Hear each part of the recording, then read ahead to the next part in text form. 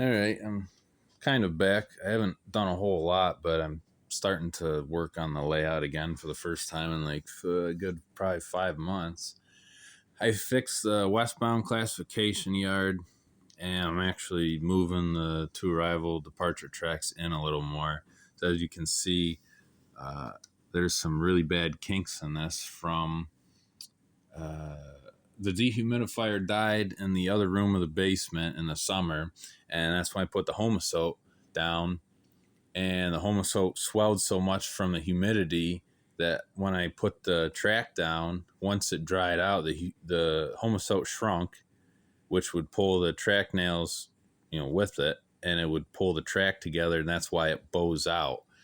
I've never had this problem before because usually I lay track in the wintertime when it's already dry, and then the summertime the dehumidifier works, so I don't have to worry about track bending at all. But you can see it everywhere. I got to fix this track. I mean, these tracks are unbelievably bad. They're perfectly straight. I had left gaps and everything, but it was so humid in here when I laid the track that when it dried out, everything shrunk.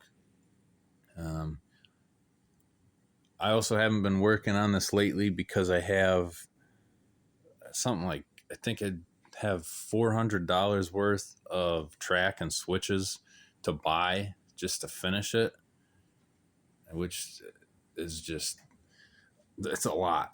And in order to have an operating session, oh man, I got to get, realistically, I got to get probably at least 20, 25 cars.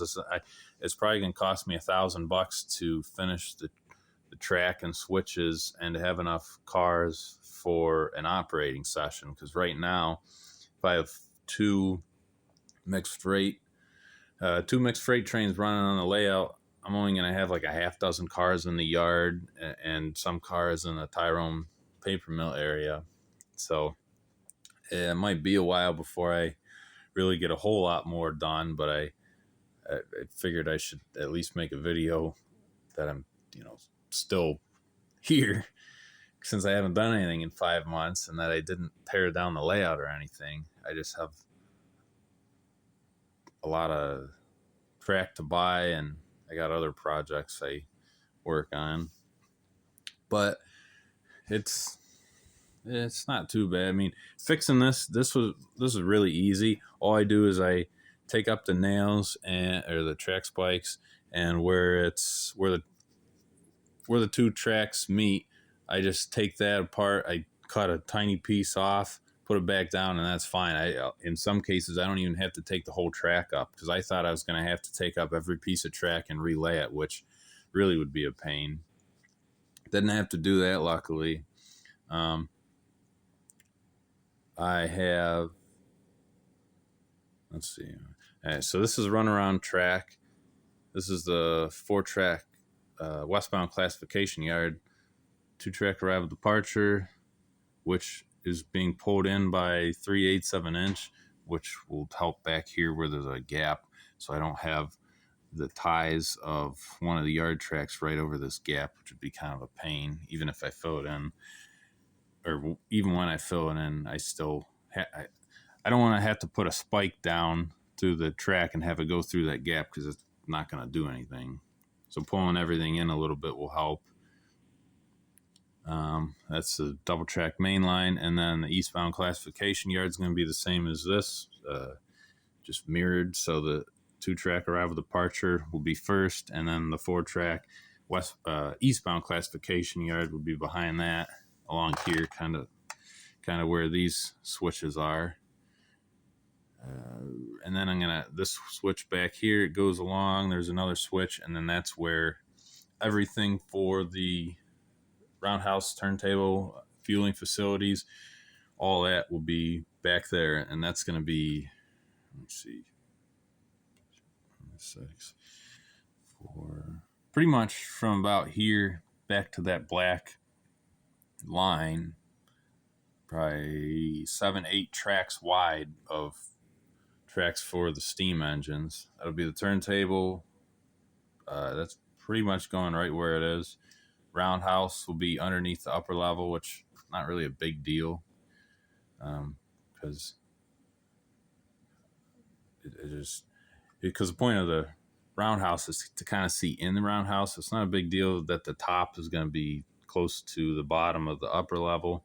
Plus, I can cut back the upper level a bit, which will help kind of open things up a little bit more. I don't know what I'm doing for upper staging 100%. I have a somewhat an idea that it's going back there. I just don't know how I want to lay it out just yet. And I don't know if I want to have a second coal mine, because I'm gonna have the big coal mine back there, and that's gonna be a huge part of the layout up here. It's gonna be able to store, I don't even remember, 5, 10, 15, probably a good 35 coal cars. And then I thought about putting a second little mine here, so you got to pick up coal cars from that mine and then that mine. When it's all said and done, I plan on having 50 coal cars.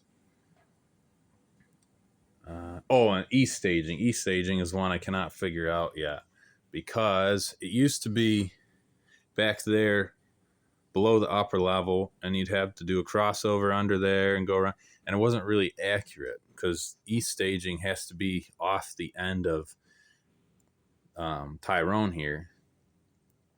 And I've been thinking about, I don't even remember where I was going to put the switch, but a switch and then a little swing bridge, because to work the paper mill you have to go back there. A swing bridge that goes around the workbench and back there, although the angle of the curve is going to be a bit of a pain, because I'm going to have 2 or 3 tracks in east staging, and it's going to have to curve around the back of that. I don't even remember exactly how that was going to go now. I think I was going to have it go around the back of this, but as you can see, there's not. In order to get a nice wide curve, because I'm going to have to back trains in, remember it's a stub-ended staging yard, so I want to make it nice and wide. I want to give the curves a nice wide radius so that I don't have derailments.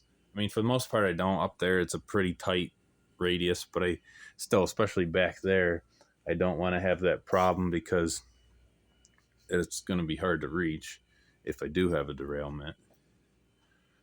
I guess the one thing while I'm waiting for, once I finally decide, while I'm waiting until I decide to buy more track, I guess I'll probably start working more on horseshoe curve. For the most part, the structure of the mountains are finished on this side. On the back side, which isn't really horseshoe curve, like from this view, this is, it's, Tyrone, and then back there would be Sinking Valley. I still have to finish that. I think I have plenty of plaster cloth, and I'll probably do more on the Hillcrest area here. But I think I have all the, somewhere around here, I have all the, oh, here we go. This is what the mountains are going to be like. I'm going to use the ground foam. It's going to be like fall colors. I'm going to do that. Not exactly sure what layers I'm going to do yet. I'll probably have some kind of ground cover or paint it so that there's kind of like a background in case there's any thin areas in the ground foam, because that's going to be a lot of ground foam I have to use. But horseshoe curve is probably something I can start working on. Probably start working on the mountain along here, because I want to hide this. I might even have a little poster that goes up this high on this side, so if you're in the pit, you can see it coming up horseshoe curve about here. I mean, in real life, what would have been great is you come along here and then it cuts into horseshoe curve, because that's how you would see it from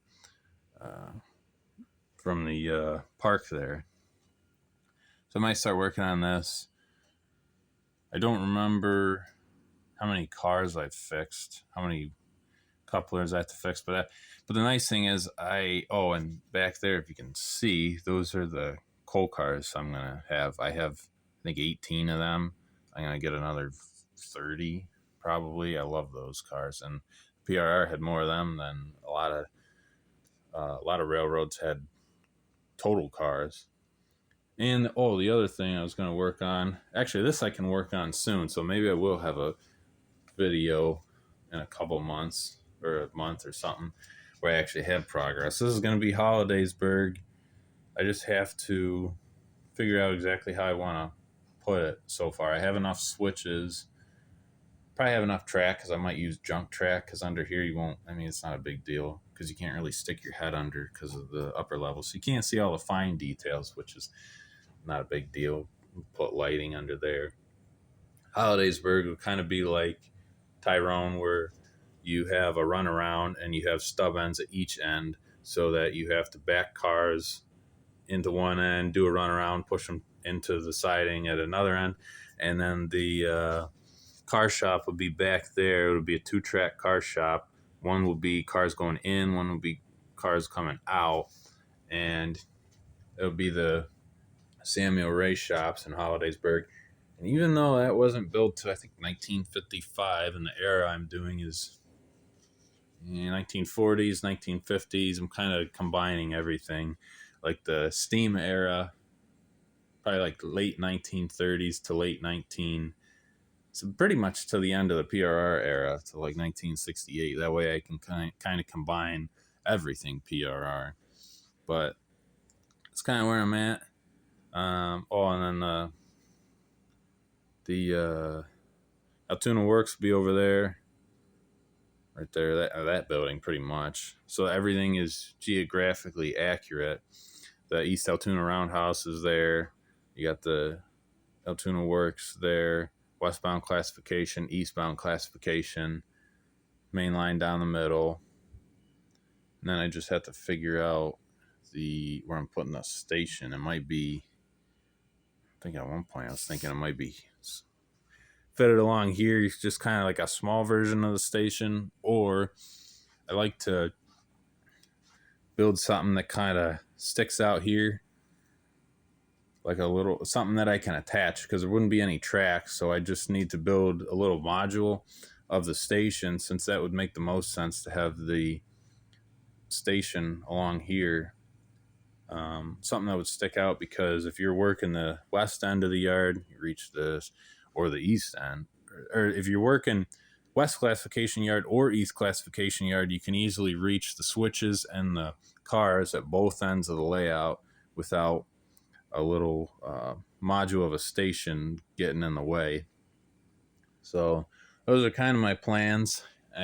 Some of them I had kind of forgotten until I got into this video more, because I haven't worked on them in so long. But I'll probably start working on Hollidaysburg next. I maybe finish up more a horseshoe curve, and I probably won't get the east classification yard done or the coal mine done until I buy the rest of the track and switches, which I'm not really in a rush to drop $400 on track right now. But until next time, I'll see you guys later.